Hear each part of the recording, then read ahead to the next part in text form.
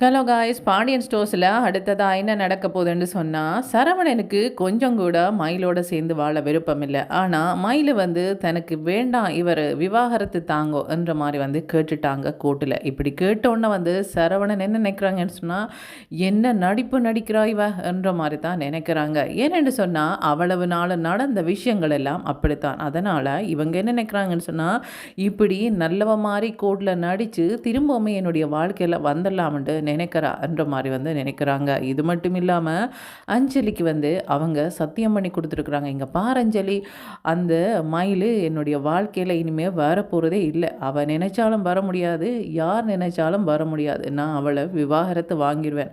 அது மட்டும் இல்லாமல் நீ பாவம் ரொம்பவே கஷ்டப்படுற, உனக்கு வாழ்க்கை இல்லாமல் இருக்குது, அதனால் நான் உனக்கு வாழ்க்கை கொடுக்குறேன்ட்டு சரவணன் தன்னுடைய வாழ்க்கையை பற்றி நினைக்காம, மயிலோட வாழ்க்கையை பற்றி நினைக்காம அஞ்சலியோட வாழ்க்கையை மட்டும் நினைக்கிறாங்க.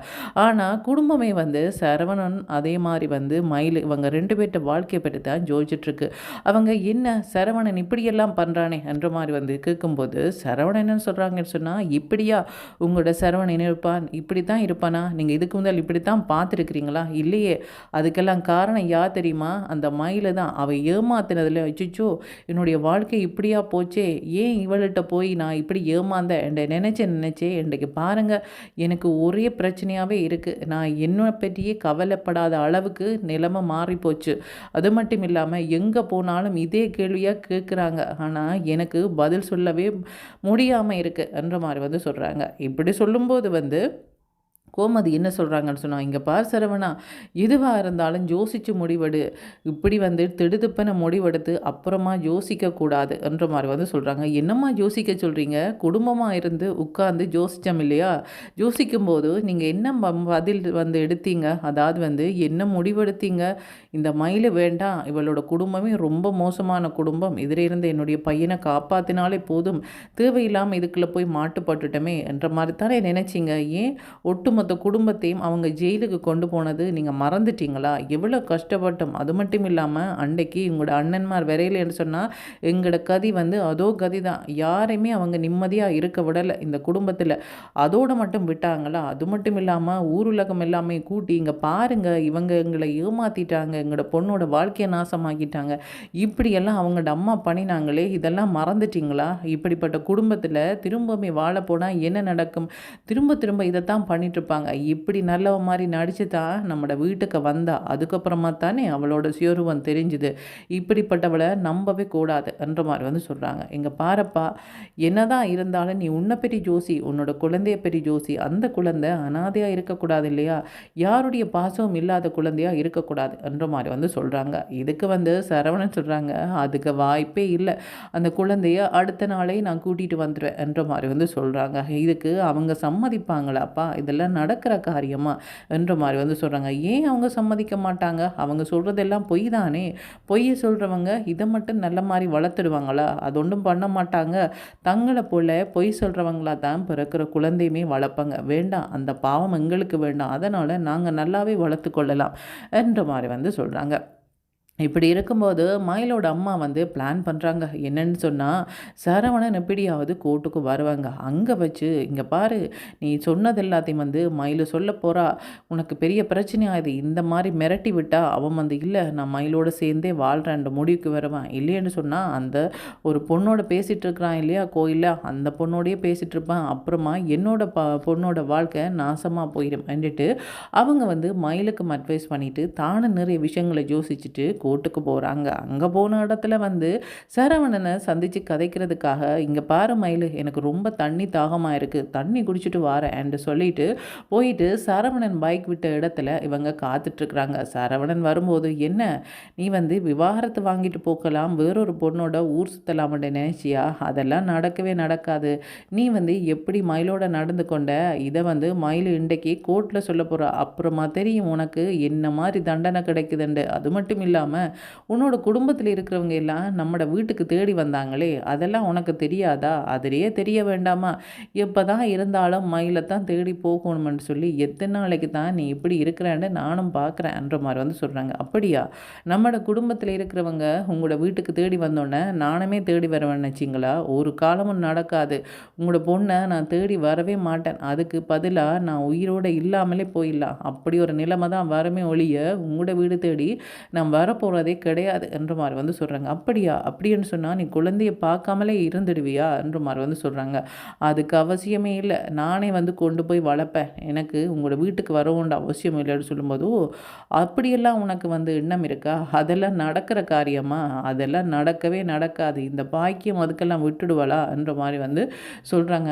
நீங்கள் இதுக்கு என்ன பதில் சொல்கிறது? எனக்கு தெரியும் என்னோட வாழ்க்கையில் என்ன செய்யணும் என்ன செய்யக்கூடாது என்ற மாதிரி வந்து சரவணன் சொல்லிட்டு போகிறாங்க. என்ன இவன் பேச்சே ஒரு மாதிரி இருக்கே, என்னமோ வந்து மயில் கோட்டில் எல்லாம் சொல்ல போகிறான்னு பயப்படுவான்னு பார்த்தா இவன் திமிரா பேசிட்டு போகிறானே என்ற மாதிரி வந்து நினைக்கிறாங்க.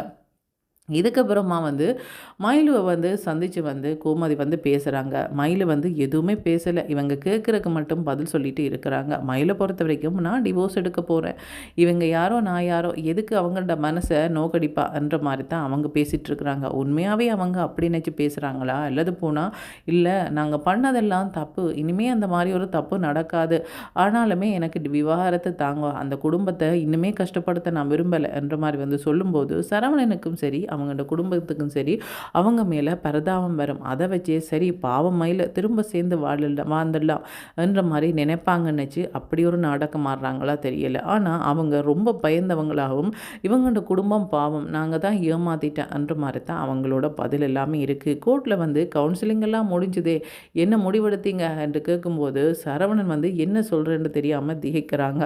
அவங்களுக்கு விவாகரத்து தான் வேணும் என்று சொல்கிறதுக்கு ரொம்ப கஷ்டமாக இருந்தாலுமே அவங்களோட வைஃப் இருக்கிறாங்க தானே மயில், அவங்க உடனே எனக்கு விவாகரத்து தான் வேணும், எனக்கு இவங்க வேண்டவே வேண்டாம் என்ற மாதிரி வந்து சொல்கிறாங்க. ஆனால் அதுக்கான காரணத்தை தன்னில் தான் பிழை இருக்கிற மாதிரி வந்து சொல்கிறாங்க. நான் தான் நிறைய தப்பு பண்ணிட்டேன், நான் வந்து ஏமாற்றிட்டேன், வயசு விஷயத்துலேயும் சரி என்னுடைய படிப்பு விஷயத்துலேயும் சரி நிறைய பொய்களை நானும் சரி என்னுடைய குடும்பமும் சரி சொல்லிட்டோம். அதனால் அவங்களுக்கு வெறுப்பு ஏற்பட்டு எங்களை வீட்டை விட்டே அனுப்பிட்டாங்க. இந்த மாதிரி ஒரு விஷயத்தை தான் சொல்கிறாங்களே ஒழிய இவங்களோட சேர்ந்து வாழ விருப்பம் இல்லை. ஏனென்று சொன்னால் இவங்க வேறொரு பொண்ணோட பேசிகிட்டு இருக்கிறாங்க, வேறொரு பொண்ணை வந்து கல்யாணம் பண்ண ஆசைப்படுறாங்க. இப்படிப்பட்டவங்க என்னோட பாசமாக இருக்க மாட்டாங்க, இவங்க நல்ல மாதிரி வாழ்கிறதுக்கு வாய்ப்பே இல்லை. இப்படிப்பட்டவங்களை நம்பி திரும்ப திரும்ப ஏமாற நான் வந்து விரும்பலை. அதனால தான் நான் டிவோர்ஸ் கேட்குறேன்ற மாதிரி வந்து இவங்க மேலே பழியை போடலை. ஆனால் இவங்க சொல்கிற விஷயத்தை வச்சு திரும்ப அந்த பழி வந்து விறகுதோ தெரியலை. இப்போ சரவணனை பொறுத்த வரைக்கும் என்ன நினைக்கிறாங்கன்னு சொன்னால் ரொம்ப நல்லா நடிக்கிறாங்க, ஏமாத்துறாங்க, நல்ல மாதிரி நடித்து திரும்ப இந்த வாழ்க்கையில் வரலான்னு நினைக்கிறாங்க. எனக்கெல்லாம் இது புரியாதுன்னு நினைக்கிறாங்க, எனக்கு ரொம்ப நல்லாவே புரியுது என்ற மாதிரி தான் நினைக்கிறாங்க. அவங்க அமைதியாக இருக்கிறாங்க மயில் என்று நினச்சிட்டு ஏதாவது வார்த்தையை விடுவாங்களா இருந்தால் திரும்ப மயில் என்ன சொல்லுவாங்கன்னு சொன்னால் நான் நிறைய பொய் சொல்லியிருக்கிறேன் தான், இல்லை என்று இல்லை, அதுக்காக நான் வந்து விவாகரத்து கேட்குறது மட்டும் இல்லாமல் இவங்க இப்போ வேறொரு பொண்ணோட பேசிகிட்டு இருக்கிறாங்க, அதனால் அவங்களே அவங்க கல்யாணம் பண்ணிட்டு போட்டும், இந்த மாதிரி ஒருத்தங்களுக்காக நான் வெயிட் பண்ணிகிட்ருக்க விரும்பலை என்ற ஒரு வார்த்தையை போட்டாங்களன்னு சொன்னால் என்ன டிவோர்ஸ் எடுக்கிறதுக்கு முன்னாடியே நீ வேறொரு பொண்ணோட பேசிகிட்டு இருக்கிற, இப்படிப்பட்ட நீ உன்னை நியாயப்படுத்த வாரியாகன்ற மாதிரி ஒரு கேள்வி வந்து கேட்குறதுக்கு வாய்ப்பு இருக்குது. இப்போ வந்து இவங்க வீட்டில் என்ன சொல்கிறாங்கன்னு சொன்னால் அப்பா பார்த்தீங்களா அவங்க பாவம், அவங்க வந்து இந்த மாதிரி ஒரு நிலைமையில் விட்டுட்டு போகக்கூடாது, எப்படியாவது சேர்த்து வைக்கணுமன்ற மாதிரி தான் அம்மா வந்து எனக்கு அட்வைஸ் பண்ணிகிட்டே வந்தாங்க. நான் அவங்களுக்கு எடுத்து புரிய வச்சேன், இங்கே பாருங்கம்மா நீங்கள் நிற்கிற மாதிரியான ஆட்கள் எல்லாம் அவங்க கிடையாது, அவங்க நல்லவங்க மாதிரி நடிக்கிறாங்கம்மா, அப்புறமா தான் எங்களுக்கு தான் பிரச்சனையாகும் என்ற மாதிரி வந்து சொன்னேன். அதுக்கப்புறமா அங்கே பார்த்தீங்களா எனக்கு விவாகரத்து வேணுமன்ற மாதிரி வந்து அவள் கோர்ட்டில் நாடகம் ஆடுறா. ஒரு வேளை இல்லை நான் சேர்ந்து வாழ்கிறேன்ட்டு உங்களோட பேச்சை கேட்டு நான் சொல்லியிருந்தா என்ன நடந்திருக்கும் பார்த்தியா, இவர் வந்து சேர்ந்து வாழ ஆசைப்பட்றா, ஆனால் வந்து என்னோடய பொண்ணும் சேர்ந்து வாழ மாட்டேன் எனக்கு வேண்டான்னு சொல்கிறான்னு சொல்லி அதையே பெரிய ஒரு ஊரை கூட்டி பெரிய ஒரு பஞ்சாயத்தை பண்ணியிருப்பாங்க அவங்கள்ட அம்மா. இதெல்லாம் நம்மளுக்கு தேவையா? இங்கே பாருங்கள், ஒருத்தங்களை வேண்டாமண்டு விட்டால் அப்படியே விட்டுடணும், அப்புறமா இவங்களோட சேர்ந்து வாழலாமா இல்லை வேண்டாமான்னு யோசிச்சுட்டே இருந்தோம்னு வந்து சொன்னால் நம்மட வாழ்க்கை தான் நாசமாகும் மொழிய அவங்க எங்களை வந்து பார்த்துட்டு நினைப்பாங்க, ஓ இவங்க நல்லா ஏமாறுவங்க போல இருக்குது, இன்னுமே ஏமாத்திட்டு இருக்கலான்ட்டு நல்ல விஷம் போட்டு திரும்பவுமே வருவாங்க. இதெல்லாம் வேலைக்காகாதப்பா, சரி கடைக்கு போகணும் இல்லையா, கடை திறப்ப தாங்கன்ற மாதிரி வந்து சொல்கிறாங்க. கடை ஏற்கனவே திறந்தாச்சப்பான்ற மாதிரி வந்து சொல்கிறாங்க. என்னப்பா நீங்கள் இங்கே நிற்கிறீங்க அப்படின்னு சொன்னால் கடையார் திறந்ததுன்ற மாதிரி வந்து கேட்குறாங்க. பழனியை கொஞ்ச நாளைக்கு கடையை பார்க்க சொல்லியிருக்கிறேன், எனக்குமே உடம்பு முடியாமல் இருக்குது, நீயுமே இப்படி ஒரு பிரச்சனையில் வந்து திரியிற, இப்படி இருக்கும்போது கடையை நடத்துறதுன்றது சாதாரணமான விஷயம் இல்லை, எனக்கு 2 நாள் ரெஸ்ட் தேவைப்படுது, அது வரைக்கும் பழனி பார்த்து கொள்ளட்டும்ன்ற மாதிரி வந்து சொல்கிறாங்க. இதுக்கப்போ மற்றவங்கள்ட்ட கடையெல்லாம் கொடுக்குறீங்க, நம்மட வேலையை நாங்கள் தானே பார்க்கணும், எதுக்கு அவங்கள்ட்ட கொடுத்துட்டு வாரீங்கன்ற மாதிரி வந்து கேட்குறாங்க. எதுக்காகன்னு சொன்னால் அவங்க அஞ்சலியை பார்க்குறதுக்காக கோயிலுக்கு போகணும், அப்படி போகும்போது யாராவது மளிகை பொருட்களுக்கு வந்து ஆர்டர் பண்ணியிருந்தா அதையும் கொண்டு போய் இதை கொடுக்கத்தான் போகிறேன்ற மாதிரி வந்து சொல்லிவிட்டு அப்படியே அஞ்சலியை பார்க்க போகிறது தான் அவங்களோட பிளான் ஒழிய அவங்க வந்து கடைக்காகத்தான் உண்மையாக போகிறாங்களான்னு சொன்னால் இல்லை. ஆனால் அங்கே போகும்போது தான் பழனி இவங்கள்ட்ட பேச்சை கேட்டுட்டு யோசிக்க போகிறாங்க, என்னடா இவன் இப்படி மாறிட்டானே, யாரோட பொண்ணோட பேசுகிறதுக்காக இப்படியே தன்னுடைய வாழ்க்கையை வந்து நாசமாக்க பார்க்குறானே என்ற மாதிரி வந்து பழனி அட்வைஸ் பண்ணுறதுக்கு வாய்ப்பு இருக்குது. என்ன தான் சொன்னாலும் சரவணன் கேட்க போகிறதில்ல, என்ன தான் சொன்னாலும் வந்து மயிலும் வந்து தன்னுடைய முடிவிலிருந்து மாற போகிறதில்ல. மயிலுவை பொறுத்த வரைக்கும் சரவணன் இன்னொரு பொண்ணோட பேசுகிறாங்கன்றதை வச்சு தான் அவங்க விவாகரத்து கேட்குறாங்க, எனக்கு வேண்டாம்னு சொல்கிறாங்க. ஆனால் அந்த ரீசனை சொல்லாமல் வேறு ரீசனை சொல்கிறாங்க, தண்ணியில் தான் பிள்ளைன்ற மாதிரி வந்து சொல்லி அவங்க இவங்களேருந்து விலத்த பார்க்குறாங்க. ஆனால் இவங்க என்ன நினைக்கிறாங்கன்னு சொன்னால் நாடகம் ஆடுறாங்க, நடிக்கிறாங்க, திரும்பவுமே எங்களோட வாழ்க்கைக்கு வர ஆசைப்படுறாங்க, இவங்களை விடக்கூடாது என்ற மாதிரி வந்து நினச்சிட்டு இன்னொரு வாழ்க்கையில் போகிறதுக்கு வந்து இவங்க ட்ரை பண்ணுறாங்க. கடைசியில் வந்து சரவணன் நினைக்கிறது நடக்குமா அல்லது மயில் நினைக்கிறது நடக்குமான்றதை கைஸ் வெயிட் பண்ணி தான் பார்க்கணும். ஓகே, தேங்க்யூ, பாய்.